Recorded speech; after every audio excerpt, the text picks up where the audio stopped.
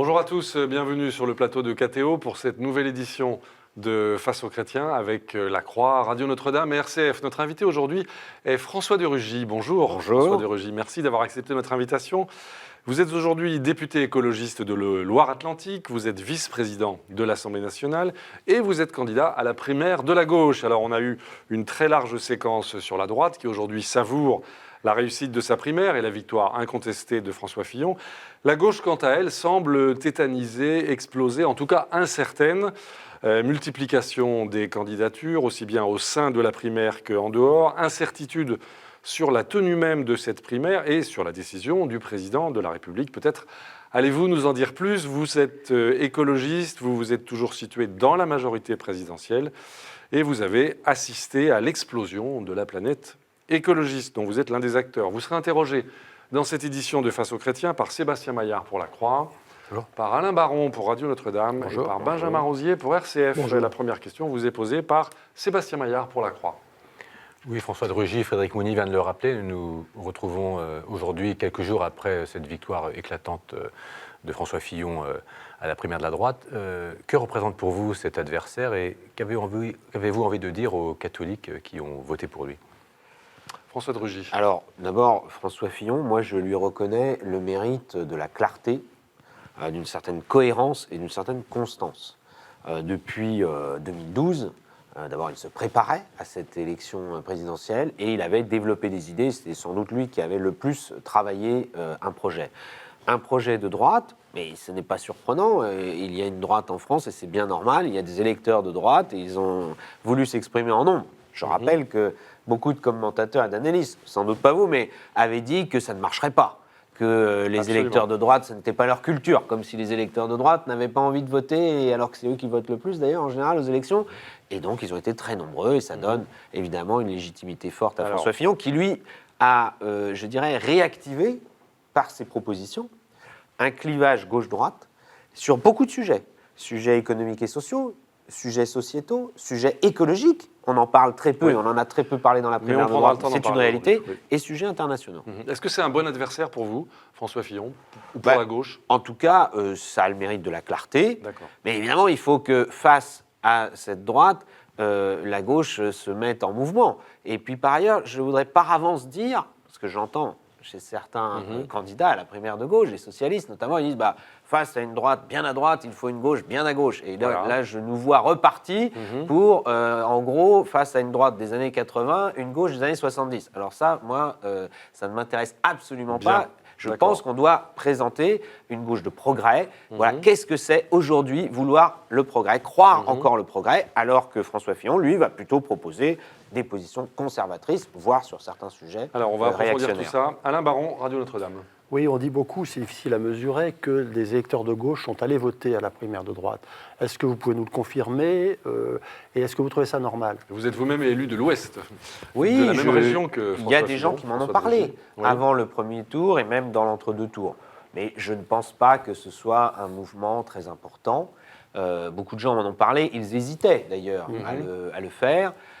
C'est vrai qu'il faut le dire, un certain nombre voulaient le faire pour éviter que Nicolas Sarkozy soit désigné. C'était un peu un contre-effet Trump, finalement. C'est-à-dire Trump, il a commencé par être désigné à la primaire. Ils se sont dit, la primaire, ça a quand même une importance sur le résultat final.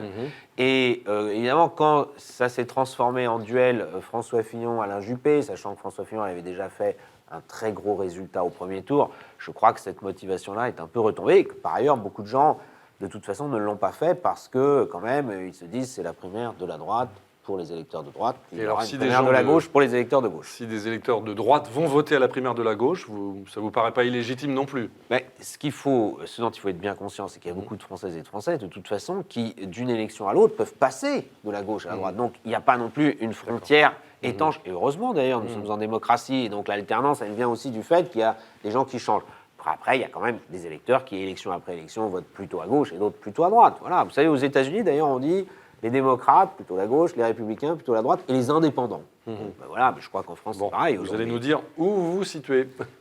Benjamin Rosier, merci. François de Rugy, est-ce que François Hollande doit y aller? Il doit se porter candidat à cette primaire ou hors de la primaire? Est-ce que pour vous, c'est nécessaire? François de Rugy. Moi, je suis député, donc je rencontre beaucoup de mes concitoyennes, mes concitoyens, surtout à Nantes, à Orvaux, à Sautron, dans ma circonscription. Je n'en ai pas rencontré beaucoup qui m'ont dit il faut absolument que le président de la République se représente. Et comme je le dis à mes collègues à l'Assemblée nationale, et notamment à gauche, je leur dis, pour une fois, en tout cas, ce que nous lisons dans les sondages et ce que nous entendons de ce que les gens nous disent, c'est très convergent. C'est-à-dire Il n'y a pas d'élan, il n'y a pas de mouvement de gens qui diraient il faut absolument que le président de la République se représente et fasse un deuxième mandat. Parce que quand on dit qu'il faut se représenter, c'est normalement pour faire un deuxième mandat. Donc, bien sûr, c'est à lui de choisir. Moi, je regrette un peu d'ailleurs, à gauche, on parle beaucoup de collectif, mais là, on nous dit que c'est une décision strictement individuelle, alors que ça aura des conséquences, pas simplement pour le président de la République, évidemment. Et puis, de toute façon, il y a la primaire. Donc, la primaire, c'est ce qui permettra de trancher. Donc, à la fin, de toute façon, quel que soit mon avis ou celui d'autres, ce sont les Françaises et les Français qui se reconnaissent dans les valeurs de gauche qui choisiront et qui auront le dernier mot, et c'est très bien ainsi. Mais vous seriez sur une position de Claude Benjamin Barthelone, Rosier. par exemple, qui demande que M. Mélenchon, François Hollande, Manuel Valls, finalement, tout le monde se présente à la primaire, comme Tous ça à la que le meilleur primaire. gagne. Voilà. Est-ce que Oui. vous êtes là-dessus? Moi, je pense qu'une primaire, en effet, c'est fait pour avoir un débat, puis ensuite se rassembler. Et on voit, à droite, ça a marché. À droite, il y avait des nuances, quand même, assez fortes, d'un candidat à l'autre, de Nathalie Kosciusko-Morizet à Jean-Frédéric Poisson, quand même, il y avait plus que des nuances. Et même entre François Fillon et Alain Juppé, il y avait quand même des différences notables. Et ils se rassemblent à la fin. Ils ont eu ce débat, puis c'est les électeurs de droite qui ont tranché, puis c'est incontestable, parce que quand vous avez 4 millions de personnes, c'est incontestable. La gauche a eu 3 millions de personnes la dernière fois, c'est incontestable. Après, il y a des gens qui sont plutôt sur les aventures personnelles. Jean-Luc Mélenchon, il s'est autoproclamé candidat, voilà, bon, je pense que Jean-Luc Mélenchon, moi je souhaiterais qu'il vienne dans la primaire, mais il ne faut pas...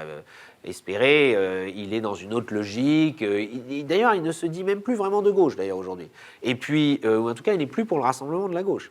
Et puis, Emmanuel Macron, moi, je lui dis, je lui redis qu'il n'est jamais trop tard pour bien faire, même pour changer d'avis, d'ici le 15 décembre et pour venir dans la primaire. Parce que s'il veut gagner l'élection présidentielle, il ne pourra pas le faire tout seul. Et même s'il la gagnait, s'il était élu, ce qui paraît quand même hors d'atteinte aujourd'hui, ben ensuite, il faut gouverner. Il faut avoir un gouvernement, il faut avoir une majorité au Parlement. Et là, il faut toujours rassembler. Alors, je sais bien qu'on peut se dire « Ah, mais non, il y a trop de différences. » Oui, mais à la fin, les Français, d'ailleurs, ils aiment bien les nuances, les différences, mais ils savent qu'il faut se rassembler. Il faut écouter les Français. La Croix. Si d'aventure François Hollande se présentait, pour vous, c'est nécessairement dans le cadre de la primaire. On ne peut pas imaginer que le chef de l'État fasse exception. Ah ben, s'il ne vient pas dans la primaire, qu'il a lui-même validé, tout le monde le sait très bien, il faut arrêter l'hypocrisie.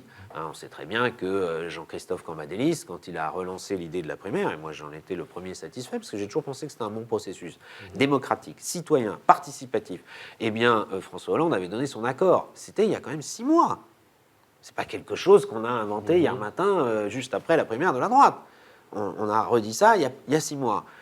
Si François Hollande veut se présenter en dehors, j'entends en effet certains de ses proches qui disent ça, Oui. enfin, les bras m'en tombent. Et moi, je crois qu'il faut quand même que certains responsables politiques comprennent que les électeurs de gauche sont de plus en plus en colère. Ils le sont déjà, mais ils vont l'être encore plus quand ils vont voir ça. Et si jamais ils voulaient se présenter en dehors de la primaire, mais ils seraient soutenus par qui ?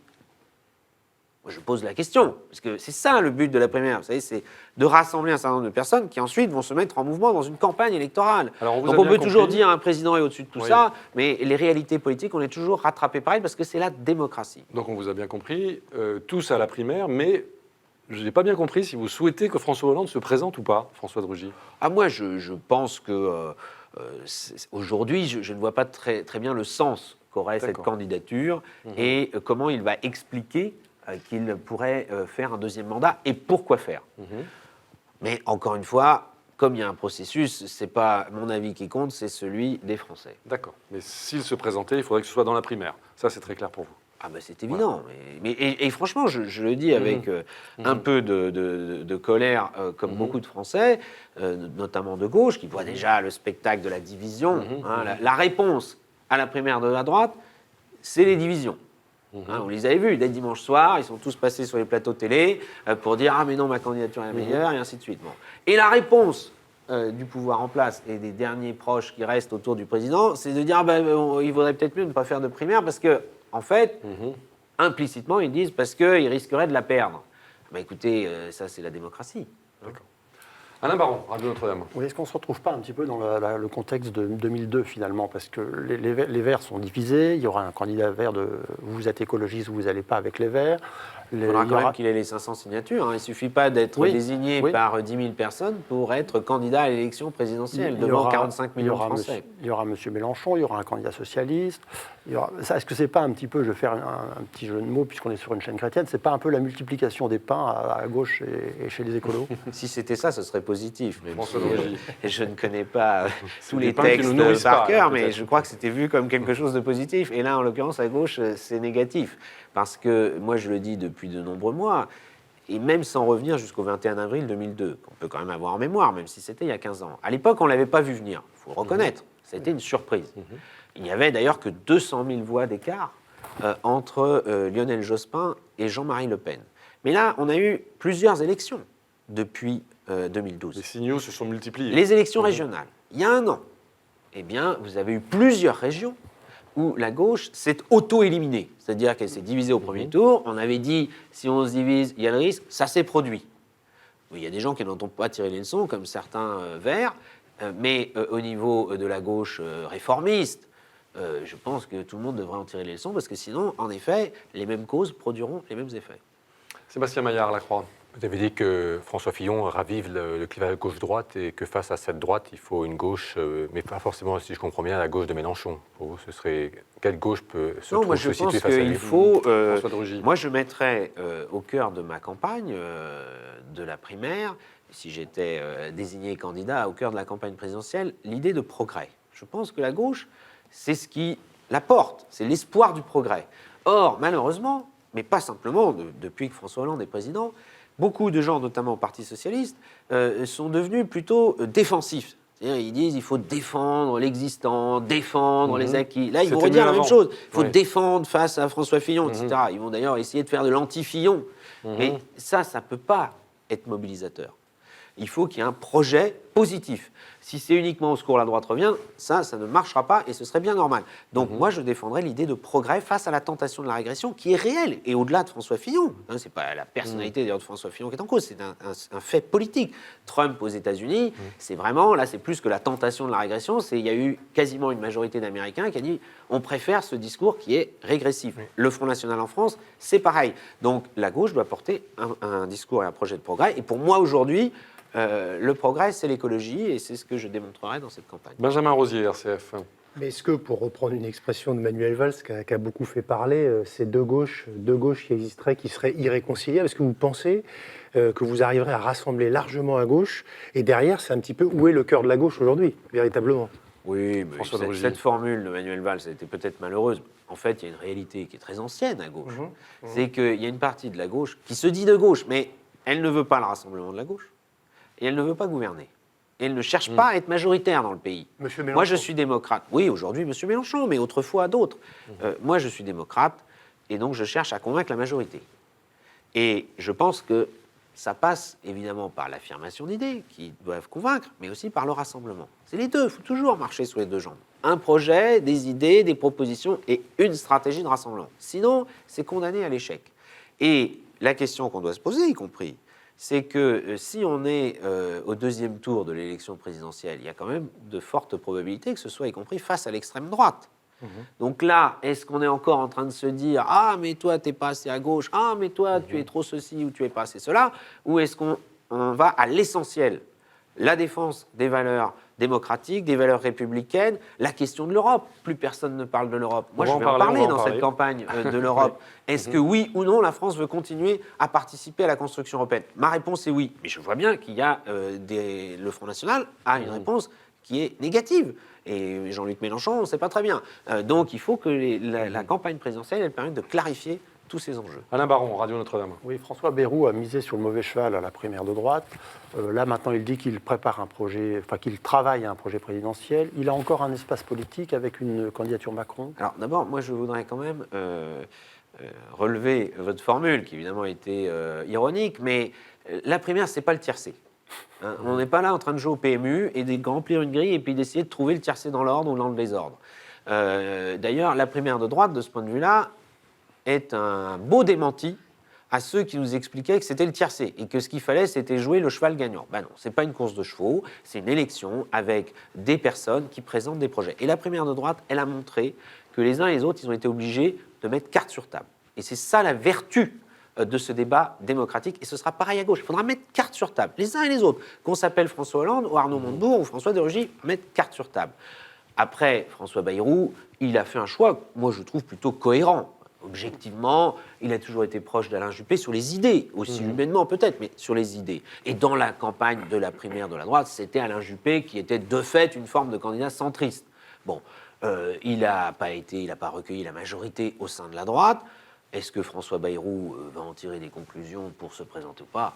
Il y a un espace au centre ça pour le vous, François regarde. de Rugy. Mais je Macron, pense qu'il y a beaucoup de Sylvia Français Pinel. qui Oui. peuvent être, et François Bayrou avait incarné ça en 2007, Mhm. il fait 18% des voix, plusieurs millions d'électeurs, c'était reconnu dans son discours qui disait il faut un peu dépasser le clivage gauche-droite, il faut rassembler les hommes et les femmes de bonne volonté. C'est une aspiration que beaucoup de Français ont. Et en même temps, il y a aussi les Français sont aussi attachés, pour certains à la gauche, d'autres à la droite. Donc il faut trouver le bon équilibre. Moi, je crois qu'il faudrait savoir faire des rassemblements plus larges que simplement dire pour gouverner, on va rassembler les 30% de gauche ou les 30% de droite. Mais il y aura quand même toujours ces deux piliers de la vie politique française. Une dernière question rapide de Sébastien Maillard pour une réponse rapide, la Croix. Oui, vous nous parlez de progrès, d'Europe, de la gauche qui peut gouverner. En fait, qu'est-ce qui vous différencie de Yannick Jadot tant que ça?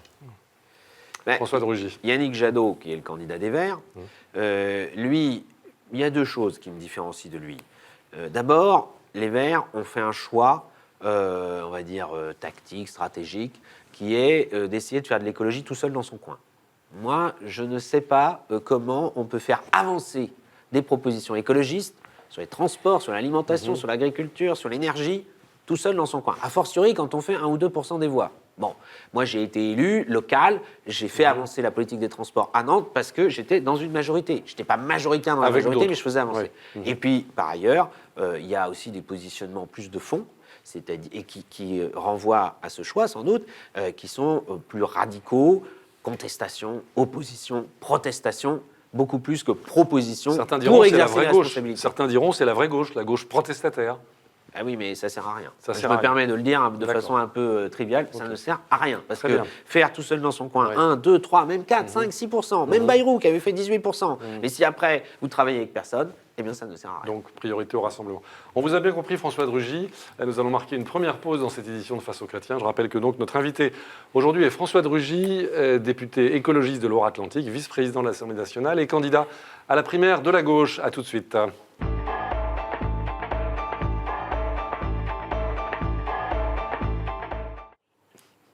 Retour sur le plateau de KTO pour cette édition de Face aux chrétiens. Notre invité aujourd'hui, François de Rugy, député écologiste, vice-président de l'Assemblée nationale et candidat à la primaire de la gauche. Il est interrogé par Sébastien Maillard pour La Croix, par Alain Baron pour Radio Notre-Dame et Benjamin Rosier pour RCF.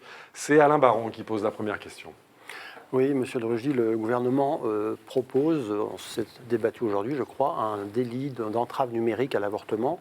Vous soutenez cette proposition? Oui, d'ailleurs, François pour de être Rugy. très précis, c'est une proposition de loi Proposition de loi. signée donc par des députés socialistes, écologistes, dont je suis, qui n'a qu'un seul article, hein, donc c'est un objet très simple, et qui n'est pas du tout d'interdire, comme je le lis ou l'entends par-ci par-là, d'interdire des sites internet qui seraient contre l'avortement. Ça, c'est bien le droit d'être militant anti-avortement. Bon, ce n'est pas mon point de vue, mais c'est tout à fait légitime de défendre ça, y compris sur Internet. Non, c'est de dénoncer, et donc y compris de pouvoir interdire, des sites Internet qui induisent en erreur, volontairement, c'est marqué noir sur blanc dans l'article de la loi, sur l'information autour de l'avortement. Et donc, on le voit bien, parce que ça existe, il y a un site Internet, quand vous allez dessus, j'ai fait moi-même le test, eh bien, vous pouvez penser au début que c'est un site d'information, se présente comme tel. Mais en fait, c'est un site qui essaye d'amener les femmes,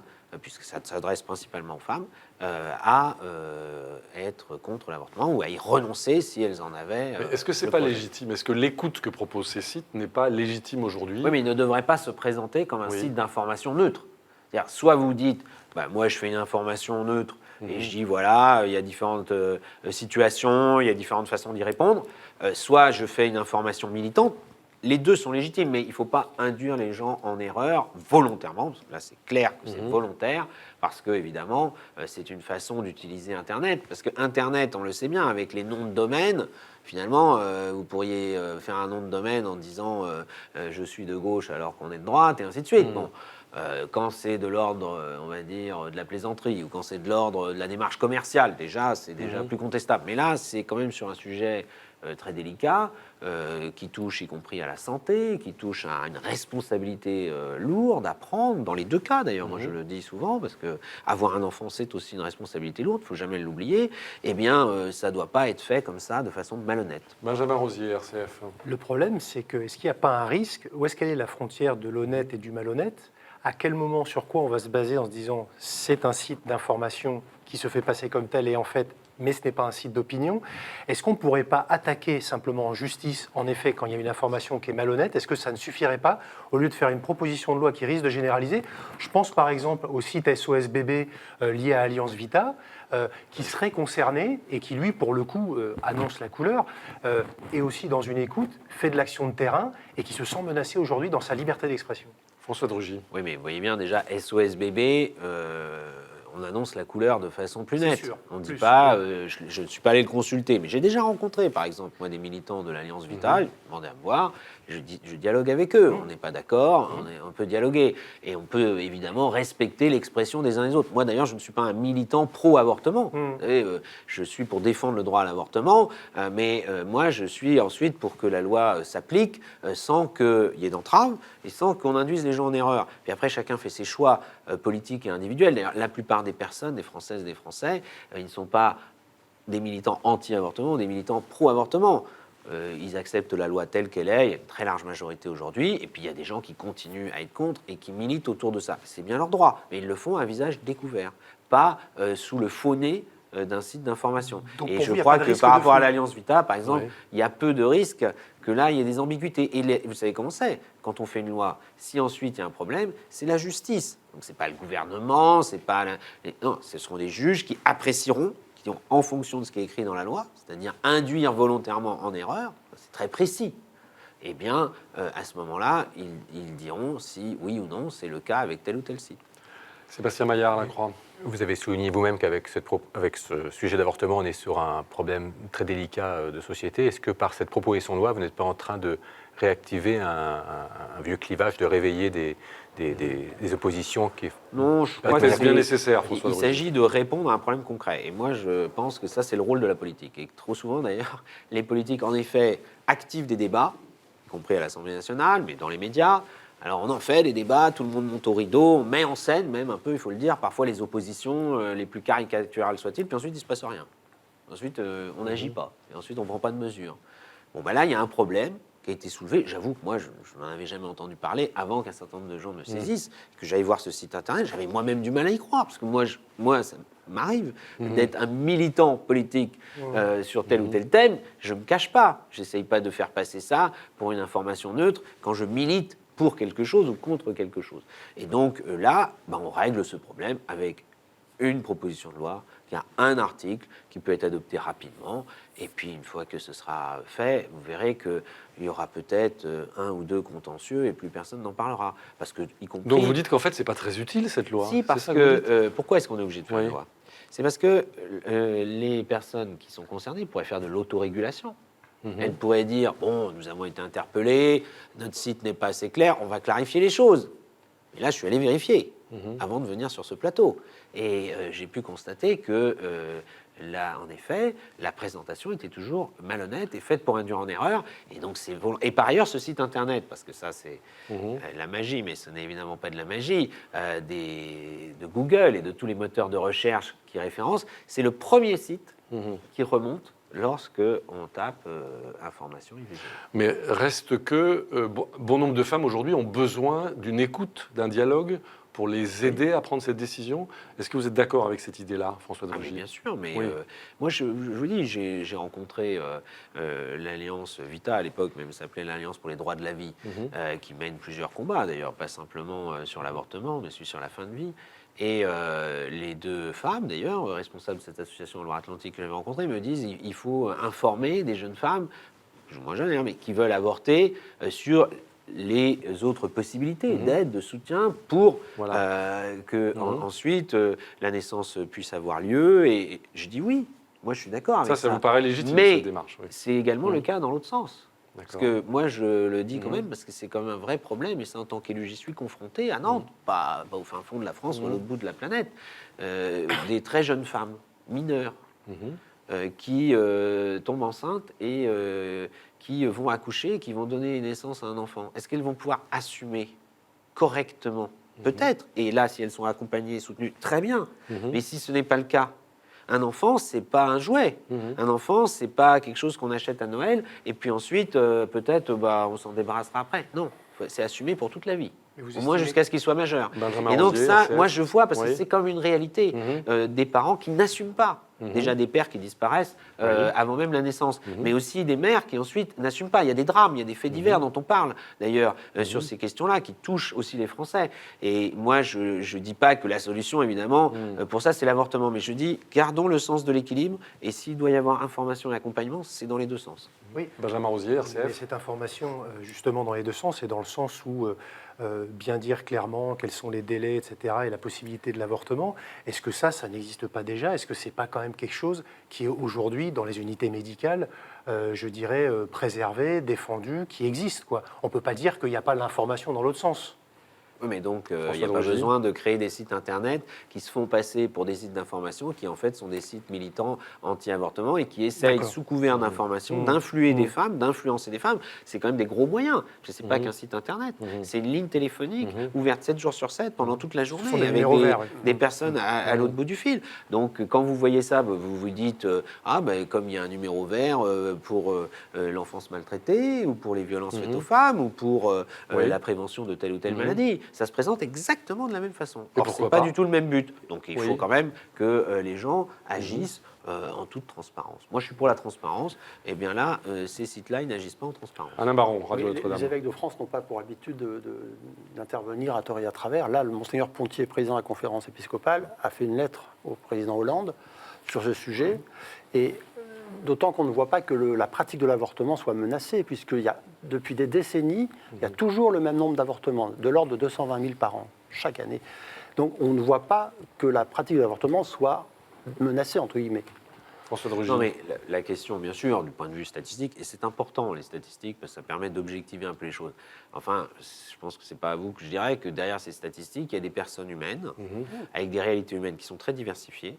Et moi, je vous le dis, peut-être que je ne vous convaincrai pas, mais aujourd'hui, dans la société française, il y a un phénomène qui est plutôt nouveau, qui est en résurgence, qui est, et pas que dans la société française, que ça se produit aussi dans d'autres pays, les grossesses précoces, très jeunes, mineures. Bon, c'est un vrai sujet.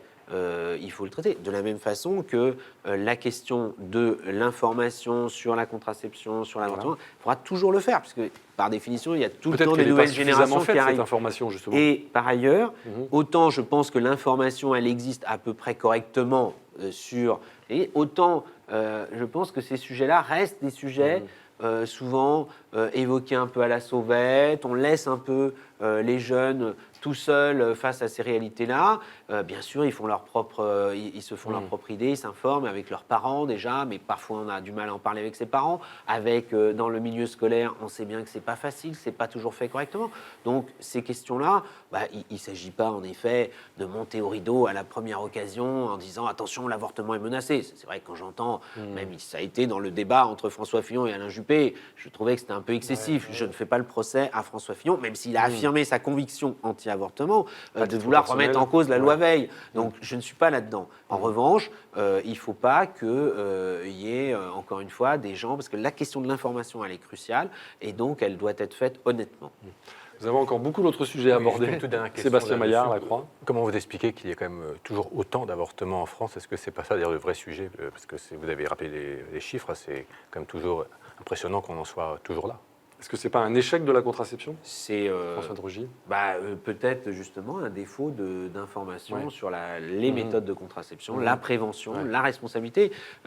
C'est aussi la journée mondiale contre le sida et de prévention contre le sida. Malheureusement, on voit que la prévention contre le sida, on pouvait penser que c'était quelque chose qui était définitivement admis. Non, il faut sans cesse redire, y compris à des jeunes, mais aussi parfois des moins jeunes, que la responsabilité, c'est au quotidien et qu'il faut l'exercer. Chacun doit l'exercer individuellement, parce qu'il y a la responsabilité collective de l'État, des collectivités, même des associations, même des églises, mais il y a aussi la responsabilité individuelle de tout un chacun, et ça, il ne faut jamais l'évacuer, et il faut tout le temps le remettre, c'est quelque chose qu'il faut tout le temps remettre sur le métier. Alors, une dernière question, peut-être sur un autre sujet. Oui, Benjamin Rosier, RCF. Vous êtes député de Loire-Atlantique, c'est important le sujet de Notre-Dame-des-Landes. Dans l'aéroport Notre-Dame-des-Landes, il y a eu plusieurs études plutôt positives pour le projet. Il y a eu plusieurs recours en justice avec des décisions favorables aussi. 168 décisions de justice. Exactement, merci Frédéric.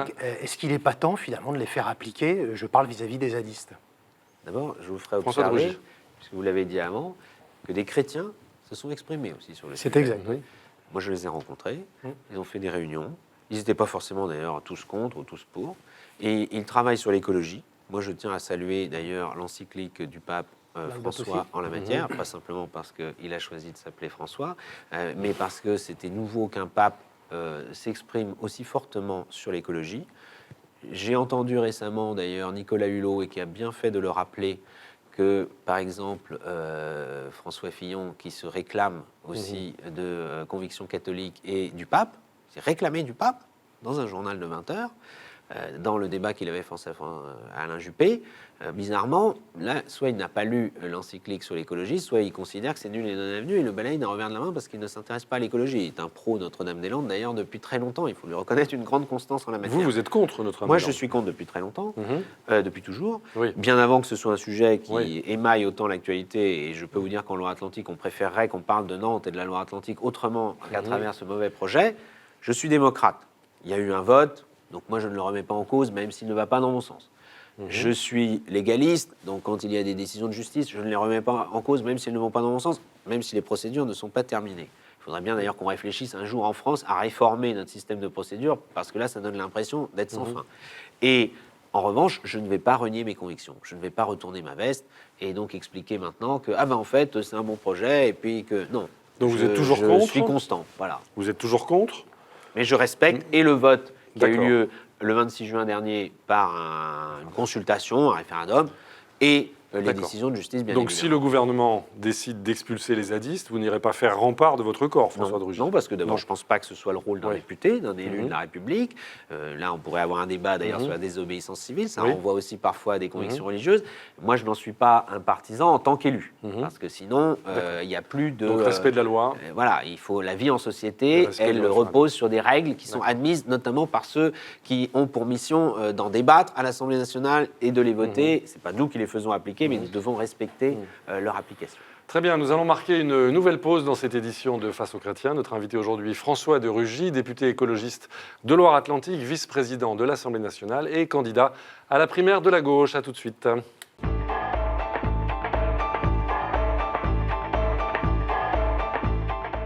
Retour sur le plateau de KTO pour cette édition de Face aux chrétiens. Notre invité aujourd'hui, François de Rugy, député écologiste de Loire-Atlantique, vice-président de l'Assemblée nationale et candidat à la primaire de la gauche. Interrogé par Sébastien Maillard pour La Croix, par Alain Baron pour Radio Notre-Dame et par Benjamin Rosier pour RCF. C'est Benjamin Rosier qui pose la première question. Alors la mort de Fidel Castro, elle a marqué cette semaine. Il y a des hommages qui s'enchaînent. La gauche latino-américaine était veillé le commandante, comme dit le peuple cubain. Est-ce que finalement Fidel Castro reste aujourd'hui toujours une icône de gauche, François de Rugy? Pour certains, manifestement, oui, parce que quand on voit certaines déclarations qui ont accompagné son décès, on est un peu surpris. Moi, je n'ai jamais été fasciné ni par Fidel Castro, ni par Che Guevara. J'ai toujours été surpris d'ailleurs que des gens arborent Che Guevara sur des t-shirts, alors que c'était quand même un guerriero assez sanguinaire, ni par Lénine, ni par Trotsky. Tous ces gens qui, sous prétexte qu'ils étaient révolutionnaires, on aurait pu leur pardonner tous leurs crimes, c'est pas du tout ma référence. Et par ailleurs, je ne suis pas révolutionnaire. Moi, je ne pense pas qu'on conduise des changements par la Révolution, mais par des réformes successives, démocratiquement débattues et adoptées. Donc je suis très loin, en effet, du régime de Fidel Castro, qui était une dictature. Je peux vous dire qu'à Nantes, on avait tenté, il y a quelques années, un événement culturel franco-cubain. C'était un pari, et Jean-Marc Ayrault était maire de Nantes à l'époque. 15 jours avant l'arrivée des artistes cubains qui devaient venir à Nantes, ils n'ont pas eu l'autorisation de sortie du territoire cubain, et Castro a dit non. À l'époque, c'était encore Castro qui était président, et donc c'était très révélateur que même sur la culture, il y avait une très grande fermeture. Sébastien Maillard, La Croix. Oui, vous dites qu'on ne parle pas assez d'Europe dans ces primaires, dans cette campagne, donc on va en parler. Nous nous retrouvons ici à la veille d'un scrutin important en Autriche, du moins symboliquement. Il y a eu le Brexit cette année. Et en Italie. Et en Italie, un aussi. référendum aussi qui peut avoir des conséquences. Beaucoup Comment est-ce qu'on d'échéances. peut faire pour redonner envie d'Europe dans ce contexte? On voit François bien Drugy. que la tendance, et en effet le Brexit, ça c'était l'élément le plus fort, la tendance actuelle en Europe, elle est plutôt à détricoter la construction européenne, elle est au recul, voire à la désintégration européenne. On a parlé pendant longtemps d'intégration européenne, le Brexit c'est un signal de désintégration. Je rappelle qu'un an avant, donc il y a 1 an et demi, il y avait eu la question de savoir si le Grexit, si la Grèce devait sortir de l'Union européenne. Mais là, Et avec c'était l'Autriche, on parle même d'Oxit parfois. voilà, c'était pas la Grèce qui voulait sortir. D'ailleurs, en Grèce, c'est assez intéressant parce que l'appartenance à l'Union européenne est un motif de fierté nationale. Les Grecs sont assez nationalistes en plus, donc ils associent eux leur nationalisme grec à l'appartenance à l'Union européenne. Mais ils s'étaient posé la question, et surtout, il y avait des Européens qui voulaient les sortir. Et à l'époque, d'ailleurs la France s'est battue pour dire non, il faut tout faire pour maintenir la Grèce. Mais évidemment, les Grecs ont des obligations en contrepartie. Et on l'a fait, dans la douleur, acculé en imposant des mesures très dures aux Grecs. Mais quand même, on l'a fait, et je trouve que c'était une bonne chose. Sur la Grande-Bretagne, c'est les Britanniques qui ont choisi avec un référendum. Là aussi, il faut respecter les référendums. Et en France Moi, je souhaite qu'en France, l'élection présidentielle, la campagne présidentielle, soit l'occasion, là aussi, de mettre carte sur table. Il faut dire aux Français, les gens qui se présentent déjà à la primaire de la gauche, mais à la primaire de la droite, on n'en a pas beaucoup entendu parler non plus. Oui. Est-ce que, oui ou non, il y a un enjeu? Déjà, il faut poser l'enjeu. Est-ce que, oui ou non, la France veut continuer à participer à la construction européenne? Vous Est-ce souhaitez qu'elle veut qu'on en même parle, être dans les leaders de Oui. la construction Vous européenne? souhaitez Moi, je qu'on en réponds parle. oui. Oui. Je ne dis pas que c'est facile. Je ne dis pas que j'ai la recette miracle. Je pense que l'élargissement accéléré et beaucoup trop important a considérablement affaibli Mais vous êtes européen. la construction européenne. Mais je reste favorable à la construction Sur européenne et quoi à l'idée que... construire, sur quoi construire?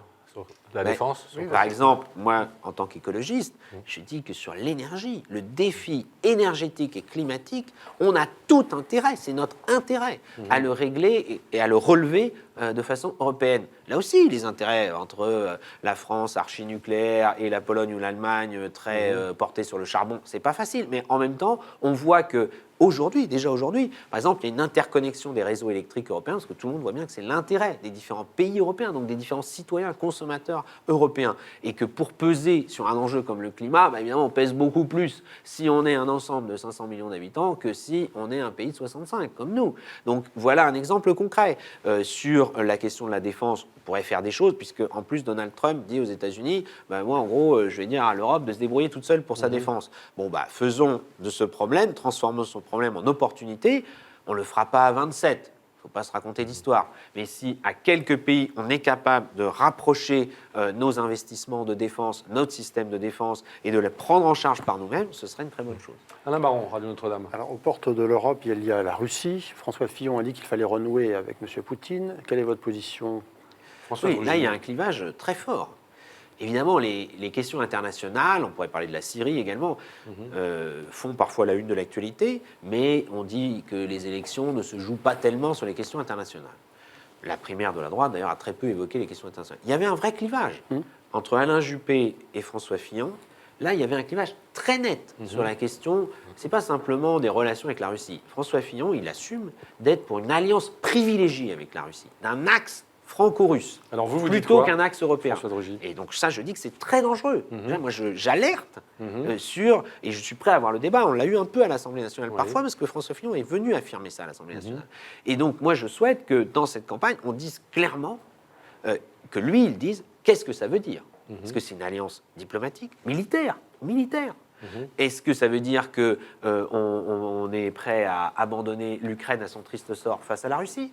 Après l'Ukraine, je rappelle que c'est la Pologne. Moi, j'ai discuté avec des députés polonais, y compris du parti de la droite conservatrice polonaise. Et ils sont très inquiets sur la Russie et par ailleurs sur le fait qu'en France, et ils pensaient plutôt au Front National, qui est également pro-russe, mais maintenant avec François Fillon, c'est pas simplement le Front National, ils sont très inquiets à l'idée qu'il puisse y avoir au-dessus d'eux une alliance franco-russe au détriment de l'Europe et au détriment de la solidarité européenne, parce que la Russie, il faut être lucide, elle est dans une stratégie expansionniste agressive avec M. Poutine. Moi, je suis pour reconnaître que la Russie est une grande puissance. Mais quand on est une grande puissance, on a des responsabilités. Et donc, s'ils sont dans une stratégie expansionniste agressive, ils doivent sentir qu'en face d'eux, il y a une résistance forte, à commencer par celle de l'Europe. Benjamin Rosier, RCF. Mais si Poutine il vient sur le tapis, c'est aussi à cause de la Syrie. À cause de la Syrie. Et là-dessus, est-ce que franchement la France elle a une stratégie claire aujourd'hui en Syrie ? On l'a connu au début du conflit, cette aide aux groupes rebelles modérés, etc. Aujourd'hui, ça a totalement changé sur le terrain. Et on a l'impression que finalement France et États-Unis laissent faire la Russie, parce que c'est bien utile aussi. Et comme ça, on n'apparaît pas derrière Bachar al-Assad. Est-ce que la France aujourd'hui elle a une stratégie en Syrie ? François de Rugy. Claire. Moi, je suis très critique, vous le savez, avec François Hollande sur son bilan en politique intérieure sur un certain nombre de sujets et sur la façon dont il a géré un certain nombre de problèmes qu'il n'a pas gérés en France. Sur les questions internationales, je lui reconnais d'avoir eu des positions plus claires, et notamment sur la Syrie. Je rappelle qu'en août 2013, lorsque le régime de Bachar al-Assad a utilisé des armes chimiques, et des gens qui ont essayé de le contester, c'était une réalité, eh bien, la France a pris l'initiative de dire faisons une coalition internationale pour que cette utilisation d'armes chimiques, qui est rarissime, heureusement, dans le monde, ne reste pas impunie. Au début, les États-Unis et la Grande-Bretagne se sont dit prêts à y participer. La Grande-Bretagne, par un vote du Parlement, a dit non. Et ensuite, Barack Obama a privilégié une pseudo-négociation avec les Russes et qui a fini à l'avantage, c'est évident, de l'alliance entre la Russie et le régime de Bachar al-Assad, qui ne pourrait pas survivre aujourd'hui sans le soutien à tout point de vue, et notamment militaire, de la Russie. C'est très grave ce qui se passe en Syrie. Moi, je suis révolté par le fait que ça semble être juste un fait divers parmi d'autres. Enfin, c'est plus de 300 000 morts depuis plus de 5 ans que Bachar el-Assad fait la guerre à son propre peuple. Alors, il faut avoir une stratégie, évidemment, diplomatique et militaire. La France ne peut pas intervenir toute seule. Et ça renvoie au débat européen. Là aussi, ceux qui disent la France va y arriver toute seule, qui roulent des mécaniques, qui disent c'est la France toute seule, ben là, on voit bien ce que c'est. D'ailleurs, ces gens-là, en général, ils sont du côté du plus fort, c'est-à-dire du côté de Poutine et d'Assad. Là, il faudra aussi avoir le débat avec Fillon, notamment, parce que Fillon, c'est pareil. Il est pour non seulement le soutien à Poutine vis-à-vis de la Russie, mais il est pour le soutien à Assad. Ça va très loin, puisqu'il a dit, d'ailleurs, il a remis en cause les crimes. Il a dit, les crimes, il faudrait aller voir sur place.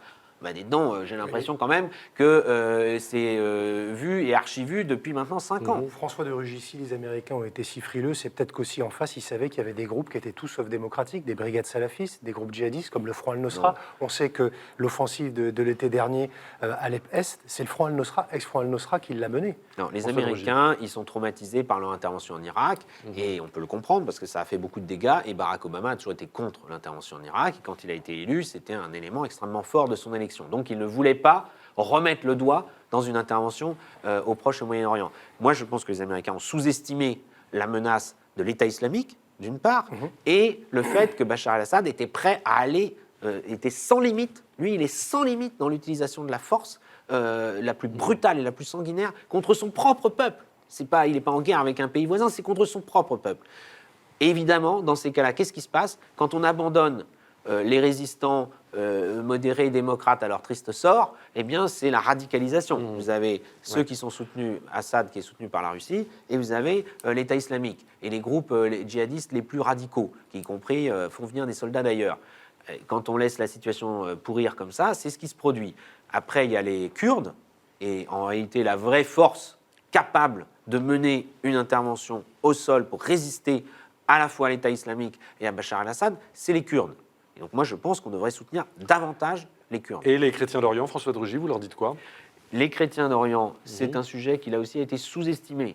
Moi, je le dis, y compris notamment à gauche, et ça, je reconnais, par exemple, à François Fillon ou à d'autres, de l'avoir porté. Mais ils ont pensé, beaucoup de gens, y compris peut-être des chrétiens d'Orient, mais en tout cas, en France, ceux qui les soutenaient, que le régime de Bachar el-Assad allait les protéger. Absolument. Je me souviens très bien de ces Absolument, débats. oui. Et ils se sont trompés sur ce point. Parce que ça, c'était le fruit de l'histoire, y compris du père Hafez el-Assad. Mais aujourd'hui, la réalité, c'est que les chrétiens d'Orient, ils seront petit à petit, il y a une forme de nettoyage ethnico-religieux Alors, il qui est faut en train les de se accueillir produire au ici. Moyen-Orient. Il faut leur dire de rester chez eux. Si, Qu'est-ce qu'on fait si c'est nécessaire, oui, on doit les accueillir comme d'autres réfugiés. Et là aussi, il faut reposer cette question-là pour ceux qui disent non, immigration zéro, etc. Mais il faut les mettre devant leurs responsabilités, devant leurs contradictions, notamment pour l'accueil des chrétiens d'Orient. Sébastien Maillard, la Croix. Un autre pays de la région inquiète, c'est la Turquie d'Erdogan. On voit l'évolution de ce régime. C'est en même temps une question qui empoisonne l'Europe depuis des années. Est-ce que la Turquie doit adhérer ou non à l'Union européenne? Est-ce qu'on doit être clair maintenant aujourd'hui ou est-ce qu'on est coincé sur la question des réfugiés avec eux? François de Rugy. Moi, je ne vois pas comment on pourrait accueillir la Turquie dans l'Union européenne, ce qui pose de toute façon beaucoup de questions et de problèmes, mais alors a fortiori avec la politique actuelle, la dérive actuelle dictatoriale d'Erdogan. Quand je dis que... de dire non, stop.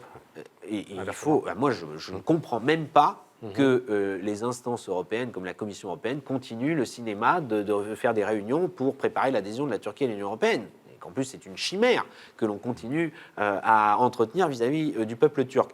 Mais par ailleurs, là aussi, quand je dis qu'il y a une tentation de la régression dans le monde, parler de Trump aux États-Unis, mais en effet, Erdogan, c'est une autre forme d'incarnation de régression. Voilà, quelqu'un qui au départ est élu démocratiquement et qui petit à petit prend le pouvoir, concentre les pouvoirs, fait une répression extrêmement brutale et de très grande ampleur contre y compris des députés. Enfin, on n'imagine même pas ce que c'est. Et contre les Kurdes, on sait très bien que quand il s'engage, c'est d'abord contre les Kurdes avant d'être contre l'État islamique, par exemple. Et donc là, il faut dire les choses clairement. Moi aussi, je pense qu'on doit porter des valeurs dans les débats internationaux, même si c'est peut-être moins payant électoralement que d'autres sujets, on doit le faire, et puis on doit s'en donner les moyens, parce que, attention, ce ne sera pas que l'affirmation des valeurs Donc, et de réclamer des réunions au Conseil de sécurité, ça veut dire qu'il faut aussi faire le bras de fer militaro-diplomatique avec des puissances comme la Russie ou la Turquie.